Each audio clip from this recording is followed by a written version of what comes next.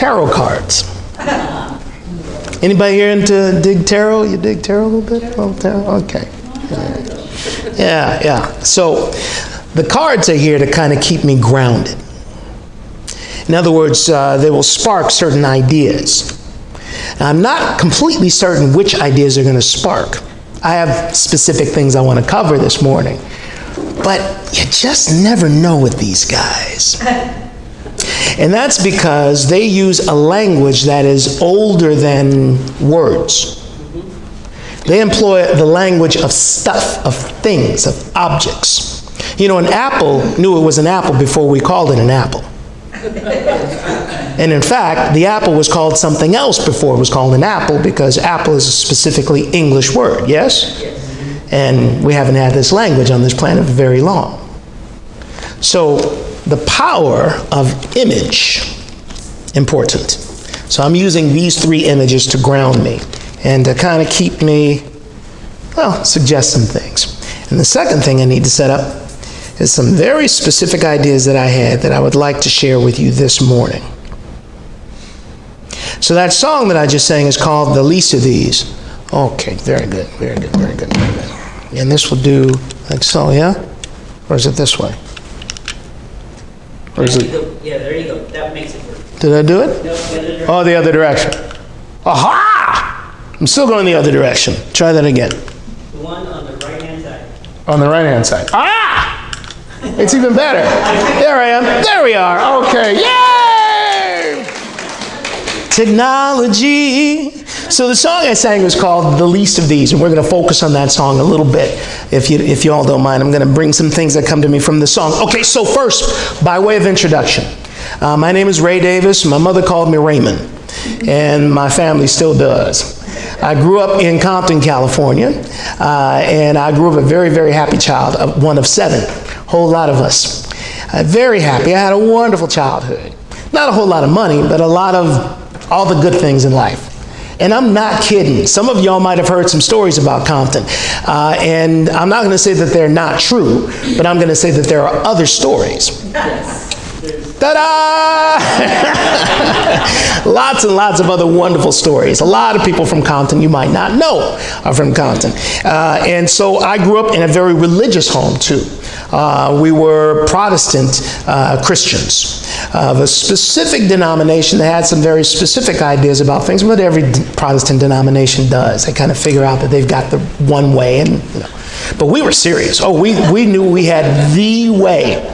And now I'm not going to speak disparagingly about that background because I'm very, very grateful for it. If it wasn't for exactly how I grew up, I wouldn't be exactly who I am, and I'm kind of happy as I am. Although there have been times when I haven't been, which stimulates some of what we're going to talk about today. There have been times in my life where I haven't been very happy with Ray Davis. And not so much because there was something blatantly objectionable about him. I just didn't know him very well. And some of the things that came through my mind and acted out, I didn't necessarily agree with, but I didn't necessarily know why. For instance, there was a time when the religion that I grew up in and I started to have conflict. I don't know if any of y'all can relate. Yeah. All right. Well, the things I was taught as a child, and I grew up in our church school system and got my bachelor's degree in music from a church-affiliated school. It just didn't work anymore. It didn't answer the questions that seemed to be nagging at me. So the title of our talk here is The Evolution Revolution, subtitled Welcome. Because I got to tell you, your presence here is evidence of the fact that you are already a revolutionary. You are an evolutionary revolutionary. We'll cover that in just a little bit. But today's talk is going to be centered on how to really begin consciously one's journey as an evolutionary revolutionary. Now, where does this come from, right? These two words put together, I didn't make it up. But I have a particular way of seeing it because it's all my life right now. My life has purpose and has meaning, has structure. It has challenges and opportunities. I love my life. I could use a little more money. Who couldn't use a little more money? But on the other hand, I am wealthy beyond means, beyond counting, in so many ways. It has a whole lot to do with aligning myself with the ideas, some of the ideas I'm going to cover today. So, to kick things off, I want to show you this symbol. Anybody familiar with this? Familiar with it. Okay, so by the way, I started off my career as a teacher, so if I ask questions and asking you to answer, just forgive me. I'm more teacher than preacher, so. But so you recognize this, yeah? Yeah. Can anybody tell me what they see? What is it?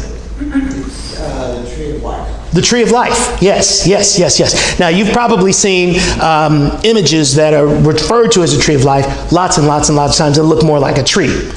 It shouldn't look much like a tree to me, does it? To you? No. You're not going to see this hanging out in the park. But this this symbol comes to us from that group of teachings known as Kabbalah, or Kabbalah. I say Kabbalah, you say Kabbalah, you say... That's a hit with my crowd. So, so this comes to us from Kabbalah, which has been referred to as Jewish mysticism, or the mystical teachings of Judaism. Anybody here grow up Jewish? Nobody here grew up Jewish? Oh, the person who says yes. Well, it's Jewish mysticism. There's study of the law. But there's also the study of these deeper studies of the inner teachings of the religion. Now, the Kabbalah that I study is not purely Jewish Kabbalah. It's actually a convergence of the ideas of the traditional Jewish Kabbalah with some things that came through in the Middle Ages by way of people like us. And by us, I mean those of us who follow the teachings of New Thought in general. New Thought has its origins in the mystery teachings of Western esotericism. So you get the combination of that and the Kabbalah, and boom, you got this. Now, I love this diagram, this glyph, because for me, it's everything, and I mean everything. What it does, and we're going to look at this very briefly because it's just a few things, well, you'll see what I mean. So, you notice at the top, you got this white glowy thing, and then you got other glowy things in different colors. If you count them up, there are 10. And these 10 are referred to as emanations, or in Hebrew, sephirot, emanations, something out of something else. Did you get that? You like the sound? I like the sound effect. I get to do it again. It out of something else. Now, the initial at the top is called crown, or actually in Hebrew is keter.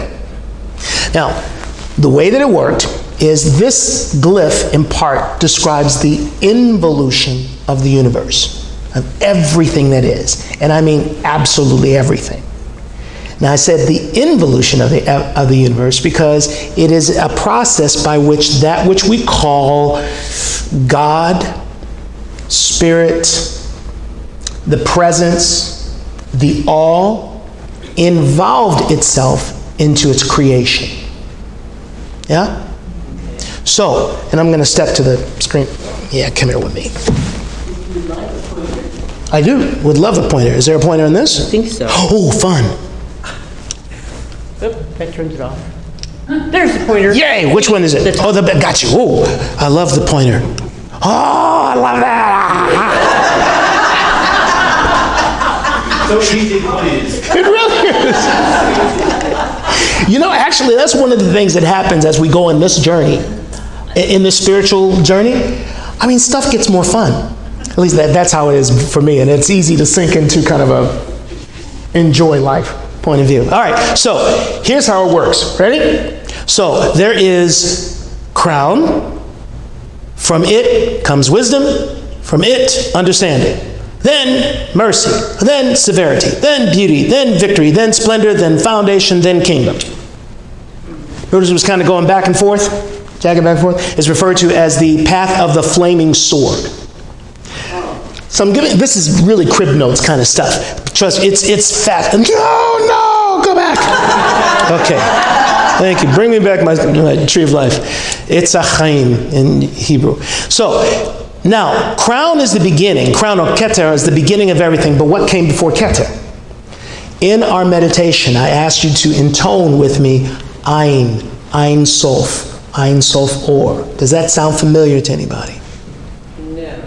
It will in its translation. Ein means nothing or no. Ein Sof, nothing, limit, no limit. Then Ein Sof Or, no limit light. The limitless light that you've heard of from time to time? The limitless light comes before keter. No! The limitless light is that which can be described as that which was, is, shall be. It's indescribable to us. It is unknowable. It's impossible to define because it's no thing. Now, very quickly, think of nothing. You got it? Problem is, there's still something to the nothing.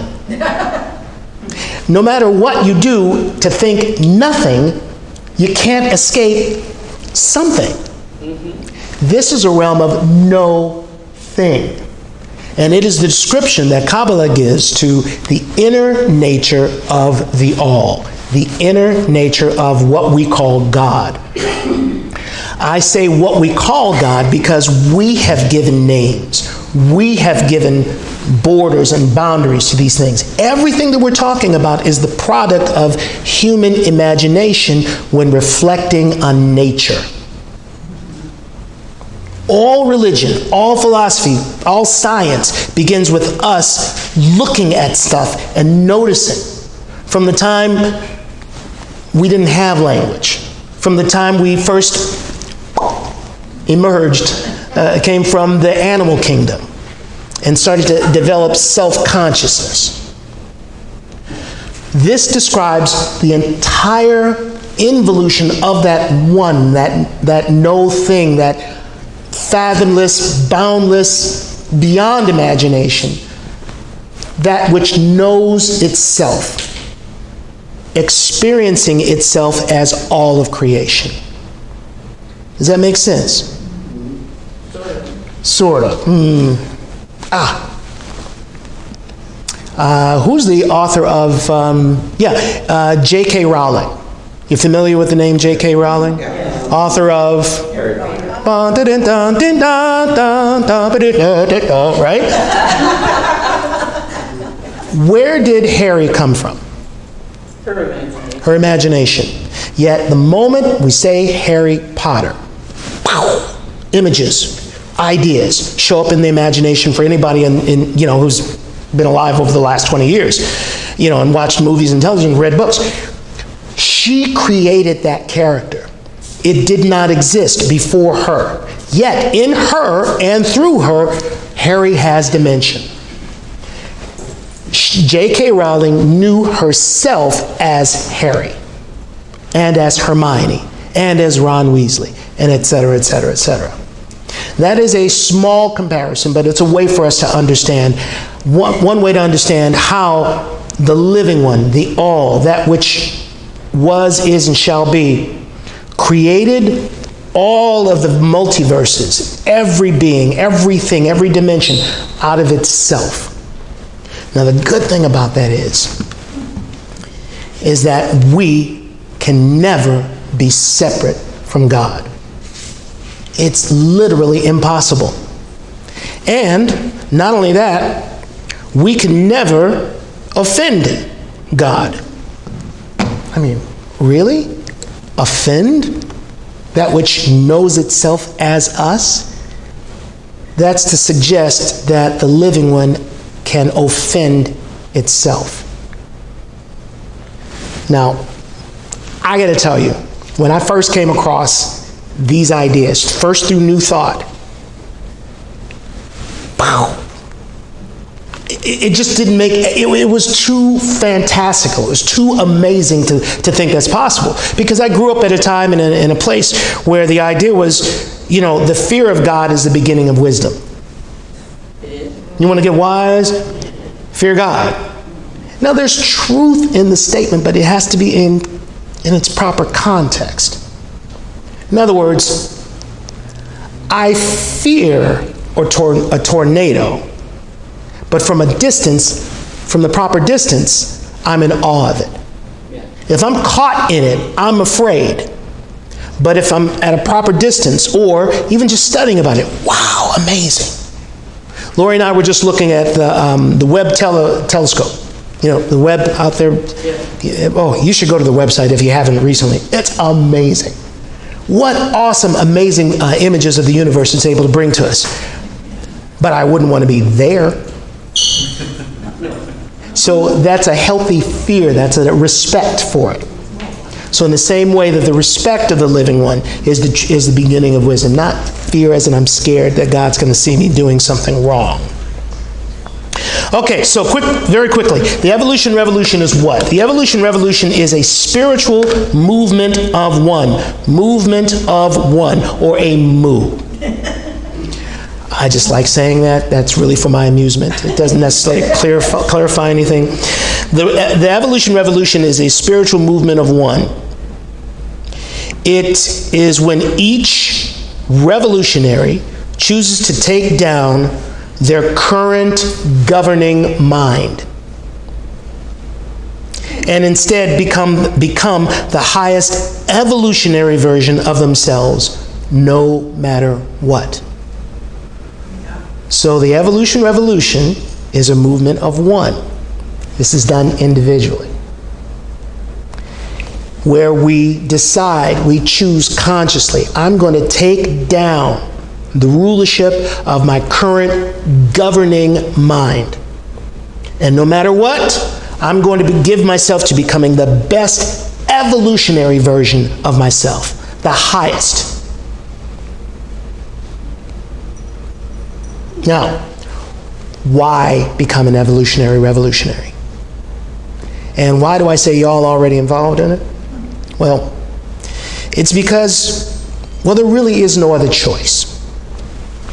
Here's what I mean. Life evolved from the Ein Sof Or, the living one, the one, impossible to know. It decided to enter into a cycle of manifestation. For what reasons? I can't tell you.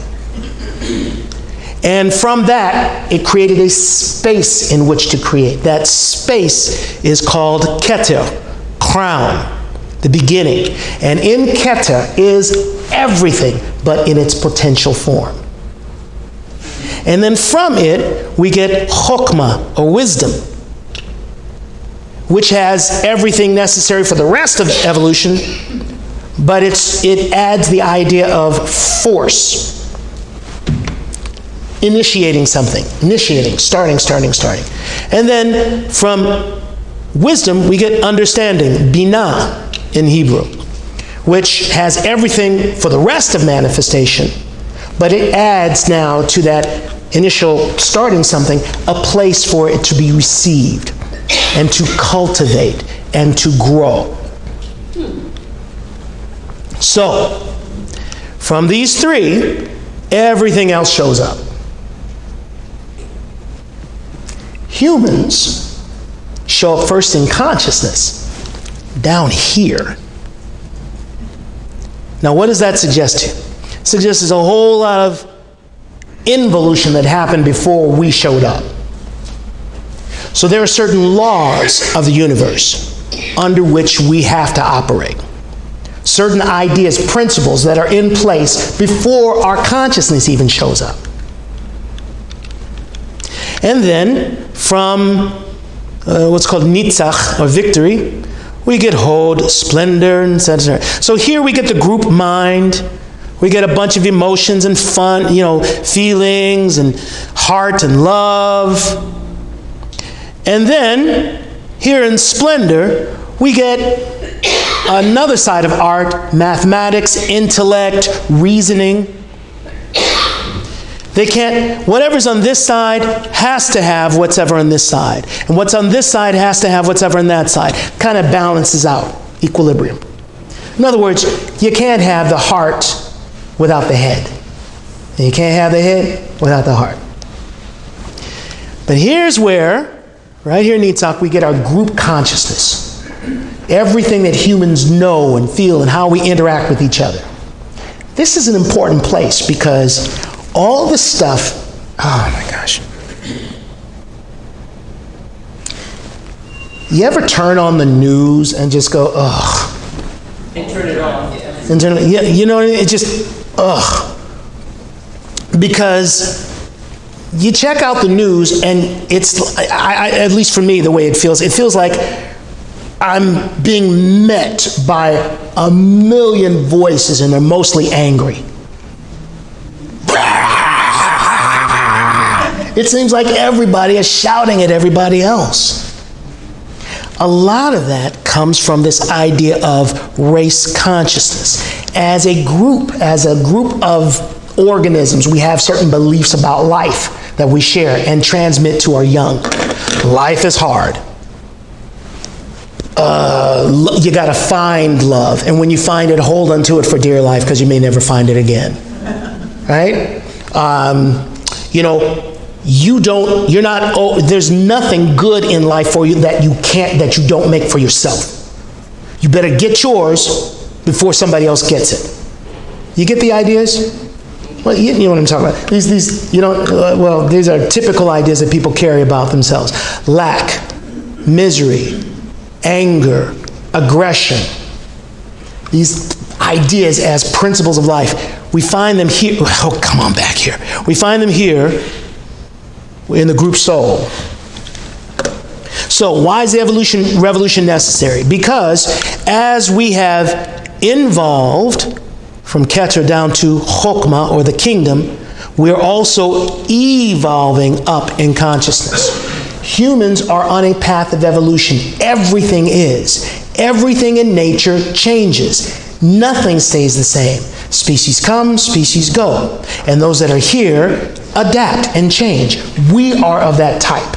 In fact, our presence here this morning and being engaged in these kinds of studies is evidence of that very evolution. I could have stayed with the religious identification that I had from the time I was a child. In fact, my mother would be very happy if I did. She digs what I do, but she would still prefer, But there was something in me that said, nah, it's not quite right. There's something, there's got to be more, there's got to be more, there's got to be more. And I started looking and searching, and there was actually a while where I rejected all spirituality. And then I showed up at the Agape International Spiritual Center. And that was it. I met my wife there too. Yeah. So, because I'd found something that answered questions. But even then, I wanted to know more and more and more and more. I found my way into Kabbalah and a few other things that have really, really, really helped with stuff.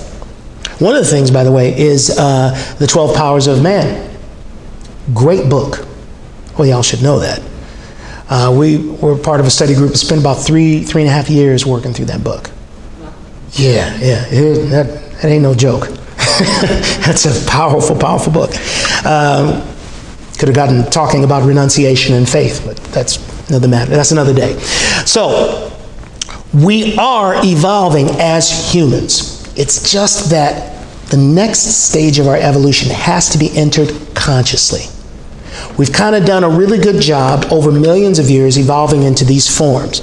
And we are healthier and stronger and happier as a species now than we've ever been on this planet, regardless of all the that we hear. The next stage of our evolution is one that we have to enter into consciously. We have to decide to take a part in it. That's why we're hearing so much because humanity is right at the edge of beginning this journey in larger groups. There have been people who've been doing this for a long time. Individuals holding on to these teachings and transmitting them safely for us. Some things have come through perfectly, some things have come through a little dinged up. In my opinion, Christianity is one of those that's come through a little dinged up. There's beauty in Christ. Are you kidding me? I'm a big fan of Yeshua. Huge fan. Those teachings, golden. Sometimes the practitioners and sometimes those who are relaying the teachings get a few things mixed up. Doesn't matter. It's It's here for us. This is part of our heritage. So we are evolving, but we have to choose. Because here's another part. Here's another. As we begin the process of evolving into our best evolutionary self, a couple things happen.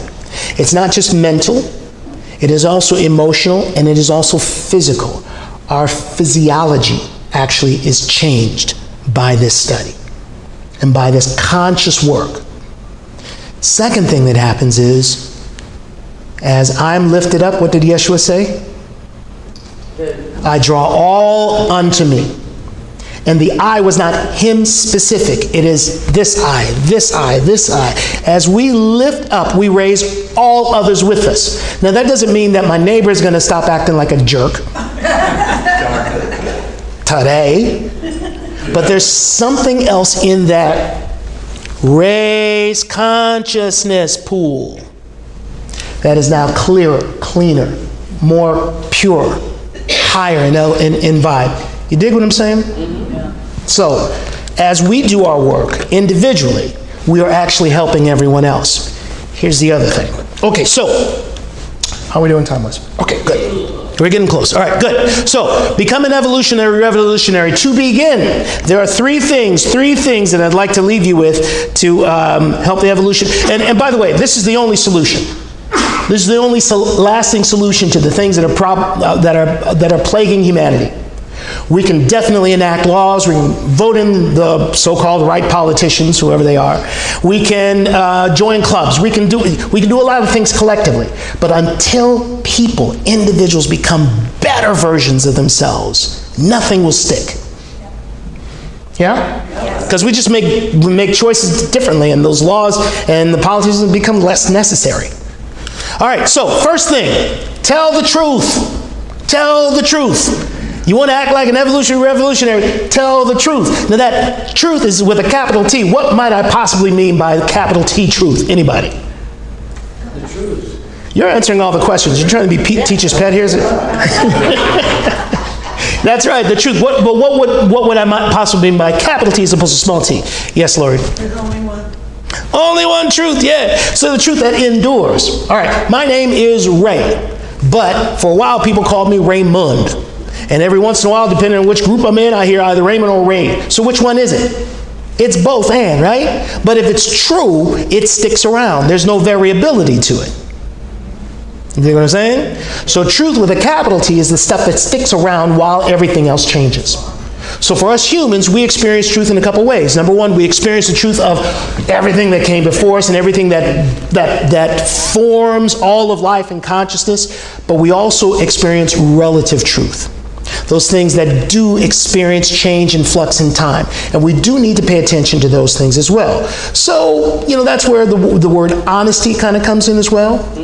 Yeah? So honesty is important. But what we're referring to here is the truth. Tell the truth about life.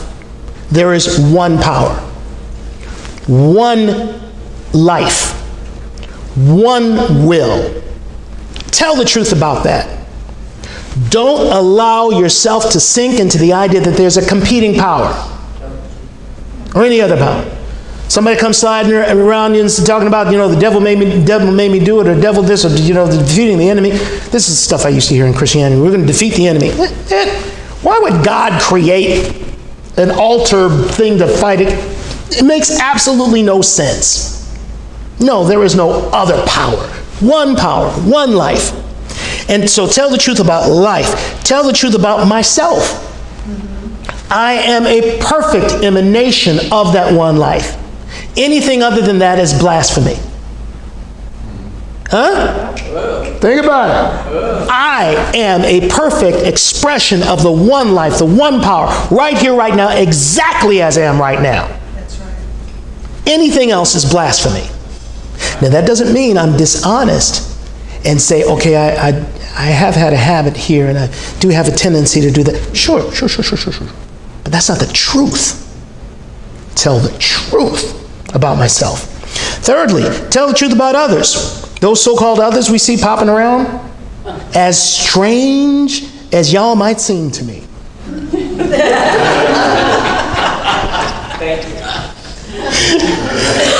When I open my heart and my mind to understand and accept the idea that as I am a perfect emanation of the one, you are a perfect emanation of the one, man, life gets so much more interesting and fun.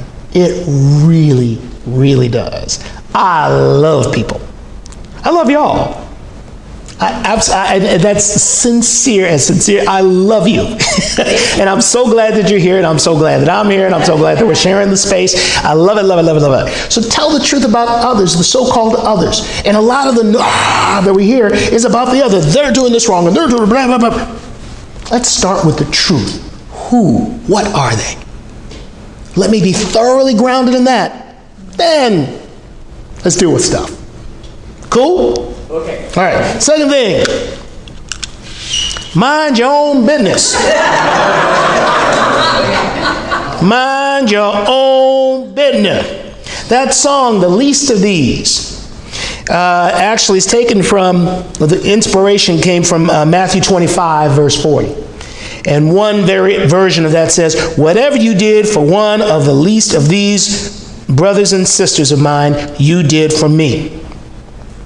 And what that is essentially saying is, we are connected to each other. So how I treat you is how I'm treating myself. How I'm treating you is how I'm treating myself. So minding my own business is, what is my business? In Matthew 7:5, Yeshua was telling, well, that's his particular verse, but a few verses before, he starts telling the thing about, judge not, ye be not judged. Don't judge, because whatever judgment you're judging with is the judgment that's judged upon you. Right. Did I count did I get the right judges? But you were there. And then in because in that last verse, that verse 5, it says, are you crazy? Take the beam out of your own eye before you look to your brother and to try to get the splinter out. Mind your own business. You got things to take care of. You got things to deal with. Okay, so such and so down the street is planting geraniums instead of tulips. Okay, so, this person wants to vote a particular way. Okay, so maybe that person, no, you're not he, you're not she, you're what? Now,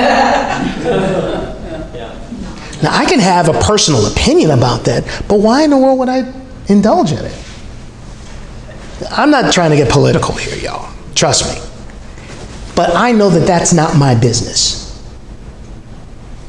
It isn't. Elsewhere in the Bible it says, vengeance is mine, says the Lord, I will repay. The Old Testament thing. In other words, let the living one handle the living one's business, which is its reflection of itself as each person who wants to call themselves they or we or whatever pronoun they want to use. Yeah? Okay, so mind my business. Now, what is my business? My business is the evolution revolution. My business is consciously choosing day to day to activate in mind, in spirit, in word, and in action things that will help me to evolve into my best self. That's what I'm here for. And then finally, hey, get over here. Oh, there we go. Okay. And then finally, when in doubt, love. If nothing else, just love. Let our first response to any others that we come in contact with, whether it be in human form, animal form, vegetable, or mineral form, love. That's not the same thing as allow. It's not the same thing as allow everything into my psychic space. But it begins with that healthy, true perception. I am encountering another perfect expression of the all. Let me begin with that. And as the living one has loved me, I am commanded to love my neighbor as myself. See, I love this crowd because y'all dig the Bible. Love this. So, that first and best commandment, as Yeshua is said to have expressed it, is everything. Love the living one with everything that you have. Love your neighbor as you do love yourself. Loving the living one is loving self. Loving the living one is loving my neighbor, because all are one within this perfect creation. This perfect creation. I think we're done. I think that's good. Yeah. All right. So, last thing I want to leave you with. And yes, this is shameless promotion. I started doing a series of shows online. Last night we had our 13th show, so it's still early in our thing. This is going to be going for a while. I invite you to join us. It is called High Vibe Saturday Night with Ray Davis. It can be found on YouTube. Currently, it can also be found on Facebook. If you happen to be a friend, it's easy to find. But this is the surest way to get there. YouTube.com/The Ray Davis. We do this every Saturday night, 7 p.m. Pacific. Log on a little bit early. You'll see a nice countdown timer. You'll be able to chat with folks if you want. Now, the reason we're doing this is we're bringing high vibe music, which is music that elevates the mind and spirit. It's music that unifies us. It's music that speaks to the best of life and the best of everything. And I interview other high vibe artists as well. And it is the show for evolutionary revolutionaries like y'all. So I invite you to come join us. Yeah. I guess that's all I got right now. Thank you very much.